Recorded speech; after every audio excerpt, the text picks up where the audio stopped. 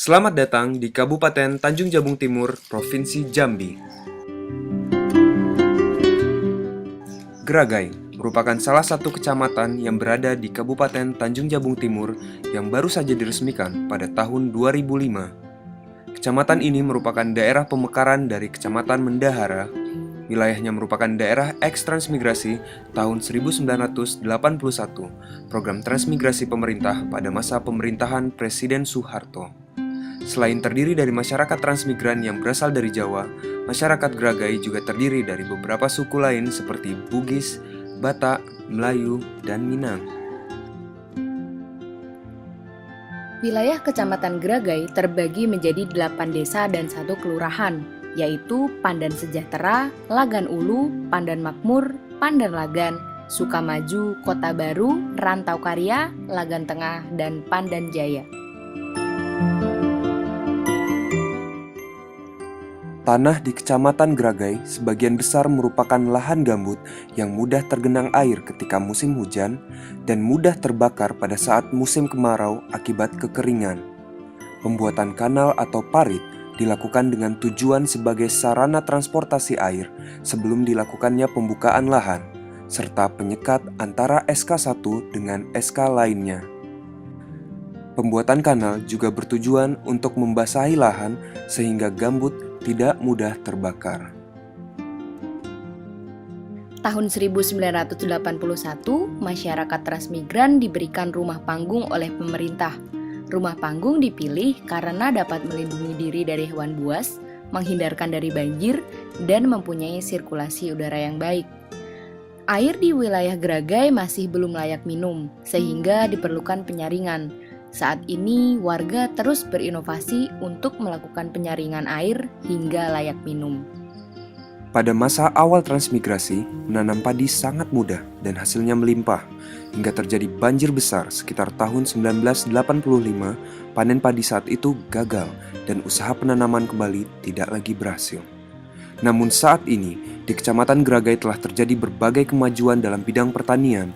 Daerah yang menjadi pusat aktivitas pertanian adalah Sukamaju, Rantau Karya, dan Kota Baru. Kedepannya daerah ini menjadi wilayah percontohan pemerintah dalam program peningkatan pangan berupa program Pajale, padi, jagung, dan kedelai.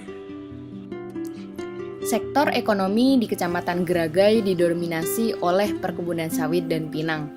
Pemilihan budidaya sawit dan pinang karena daerah ini berada di dataran rendah dengan curah hujan yang stabil. Tanaman sawit membutuhkan waktu sekitar 6 tahun untuk berbuah pertama kalinya. Setelah itu, tanaman sawit dapat dipanen setiap 2 minggu sekali.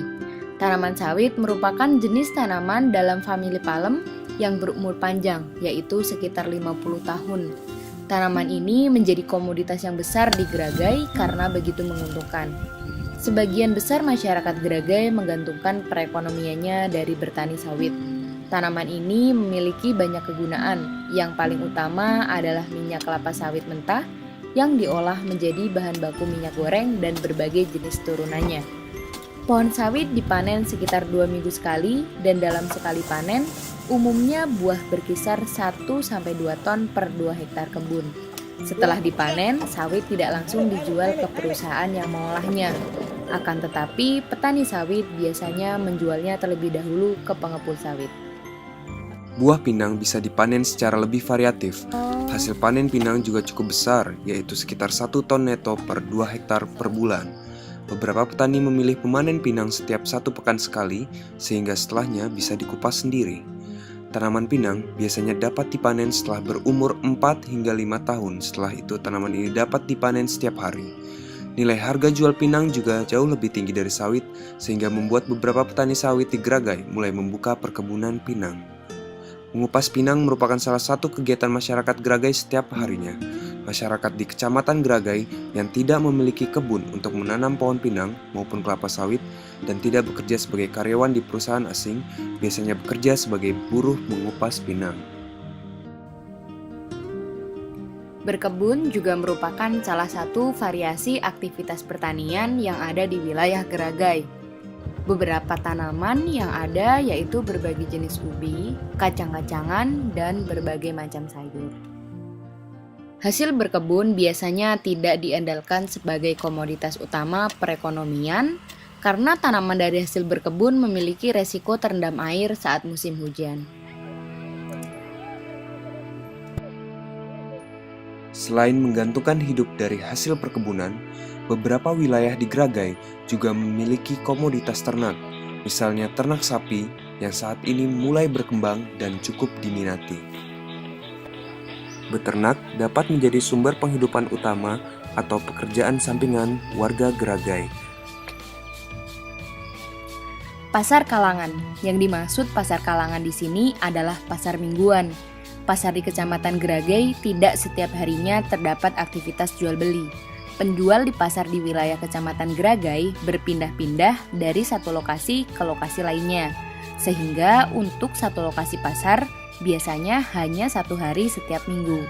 Pasar ramai dikunjungi warga dari berbagai lokasi area, sehingga pasar berperan sentral dalam menggerakkan roda ekonomi di Kecamatan Gragai.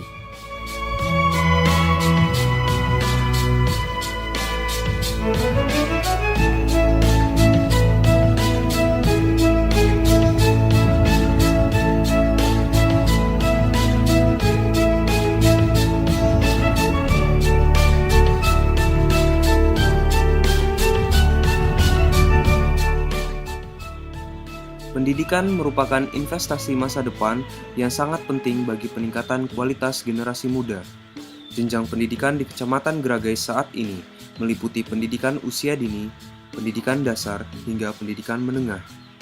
Selain mengikuti kegiatan akademik, siswa juga antusias dalam mengikuti kegiatan ekstrakurikuler.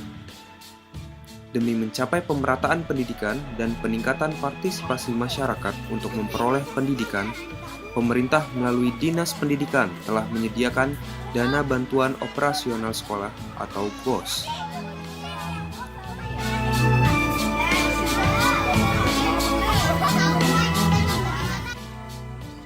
Pembangunan dan kemajuan di wilayah Gragai salah satunya adalah kemajuan birokrasi dan pelayanan publik. Kantor Kecamatan Gragai saat ini sudah memiliki pelayanan terpadu di kecamatan. Pelayanan publik terpadu tersebut misalnya meliputi pengurusan KTP, KMB, dan berbagai jenis perizinan lain sudah dapat dilaksanakan di kecamatan dengan ketentuan sesuai dengan kewenangan limpahan kecamatan, sehingga masyarakat tidak harus ke kabupaten untuk mendapatkan pelayanan tersebut.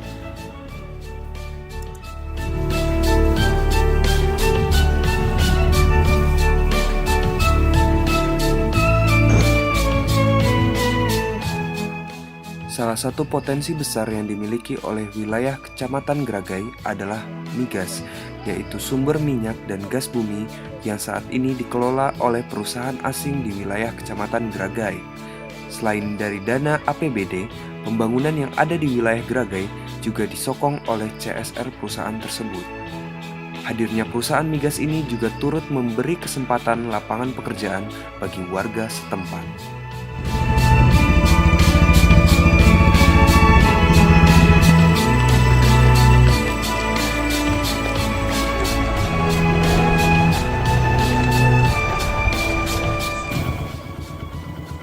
Dulu pemanfaatan jalan utama masih belum optimal sebelum tuntasnya pembangunan jembatan, sehingga masyarakat biasanya memanfaatkan jalur sungai sebagai sarana transportasi antar daerah. Saat ini, pembangunan jalan utama terus berlangsung dengan pesat. Jalan merupakan salah satu infrastruktur penting dalam tata kelola pembangunan masyarakat. Akses jalan menjadi salah satu penopang transportasi untuk mendukung berlangsungnya akselerasi dan pemerataan pembangunan di seluruh wilayah Kecamatan Gragai.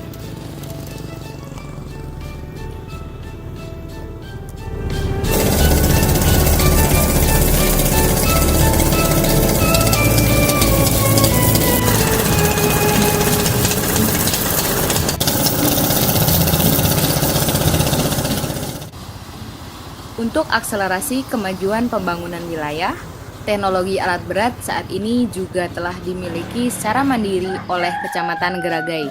Misalnya, eskavator yang digunakan untuk pembuatan kanal air dan pembukaan lahan baru.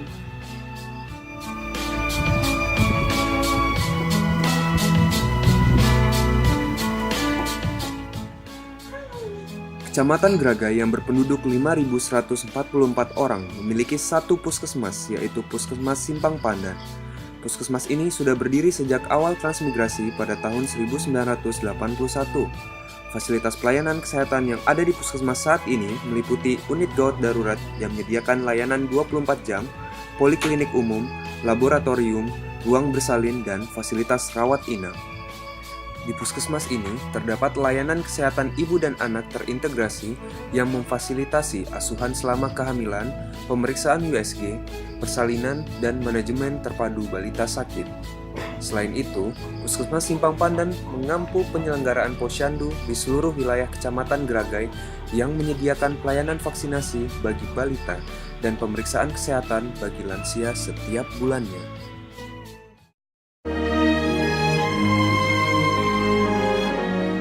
Telah terdapat kemajuan di berbagai sektor di wilayah Kecamatan Gragai, akan tetapi masih banyak hal yang harus dibenahi untuk terciptanya kesejahteraan masyarakat seutuhnya. Penyelesaian masalah pembakaran lahan, luapan air, sumber air bersih, serta peningkatan kualitas pendidikan dan kesehatan masih menjadi tugas kita semua.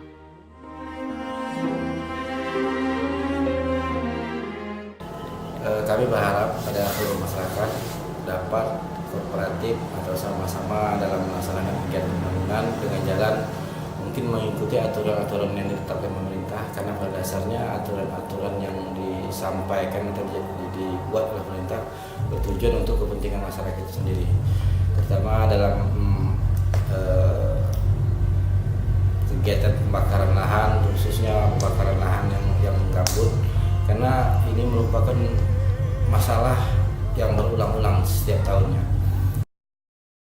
Mari bersama-sama bergerak untuk Gragai yang lebih baik.